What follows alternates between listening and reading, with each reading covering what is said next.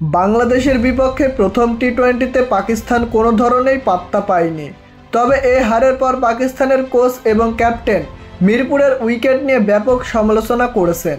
পাকিস্তানের প্রধান coach mic Hossain তো বাংলাদেশকে এরকম করেই বলেছেন। তিনি বলেন, আমি আসলে এখানে বাংলাদেশকে পরামর্শ দিতে আসিনি।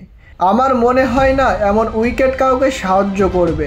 সবাই এশিয়া কাপ কিংবা টি-20 বিশ্বকাপের জন্য প্রস্তুতি নিতে যাচ্ছে। এমন সময় এটা আসলে মেনে নেওয়া যায় না। তিনি আরও যোগ করেন, তবে ব্যাট হাতে আমরা যেসব বাজে সিদ্ধান্ত নিয়েছি, যে ব্যাপারে অজুহাত দিতে চাচ্ছি না, তবে এটা কোনোভাবেই আন্তর্জাতিক মানের উইকেট নয়। এর আগে সংবাদ সম্মেলনে পাকিস্তানের অধিনায়ক সালমান আগা বলেন, বাংলাদেশে আসলে এ ধরনের পিচই আশা করা যায়। বাংলাদেশে ভালো মানের পিচ খুবই কম পাওয়া যায়। এভাবেই মিরপুর পিচ নিয়ে অভিযোগ জানিয়েছেন পাকিস্তানের কোচ এবং অধিনায়ক। কিন্তু প্রশ্ন হলো, তারা যেভাবে বলছে ততটাও কি খারাপ ছিল আজকের উইকেট?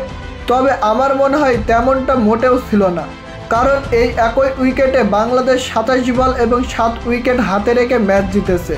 মিরপুরের উইকেট স্লো হয় এটা জানা কথাই, কিন্তু এই উইকেটটা যদি খারাপই হতো তাহলে দ্বিতীয় ইনিংসে বাংলাদেশ এমন ভালো ব্যাট করতে পারতো না।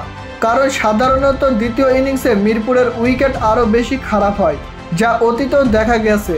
এটি একটি 160 কিংবা 170 রানের উইকেট, যেটাকে একেবারেই খারাপ বলা যায় না।